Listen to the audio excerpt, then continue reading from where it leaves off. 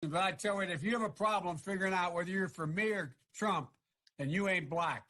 You cannot go to a 7-Eleven or a Dunkin' Donuts unless you have a slight Indian accent. I'm not joking. The first sort of mainstream African American who was articulate and bright and clean and a nice-looking guy. I mean, that's a storybook, man. Poor kids are just as bright and just as talented as white kids. Wealthy kids, black kids, Asian kids. No, I really mean it. Romney wants to he said in the first 100 days, he's going to let the big banks once again write their own rules. Unchain Wall Street.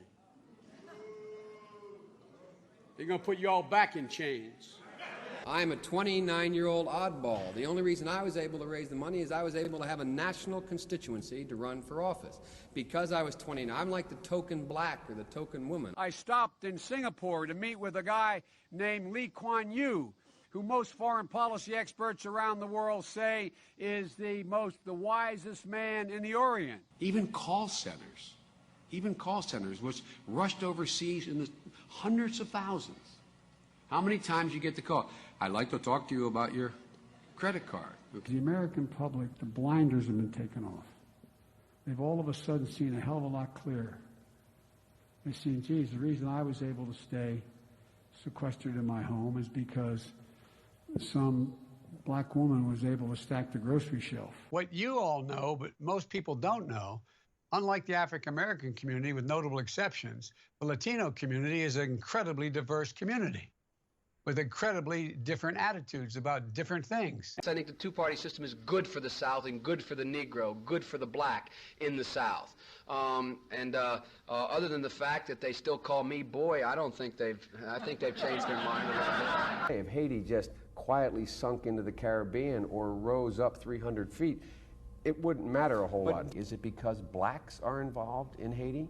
When he was over there in Iraq for a year, people would come to him and talk about what was happening to them at home in terms of foreclosures, in terms of bad loans that were these Shylocks who took advantage of these women and men. Biden is under fire this evening on comments he made about working alongside segregationist senators in the past. Biden recalling his early Senate career, bringing up two segregationist senators, Herman Talmadge and James Eastland, who called African Americans an inferior race. I was in a caucus with James O. Eastland, Biden said. He never called me boy, he always called me son.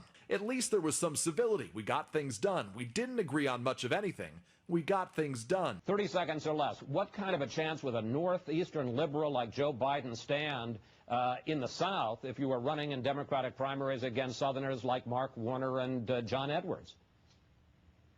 Better than anybody else. And you don't know my state. My state was a slave state. He's going down to Texas on Juneteenth, right?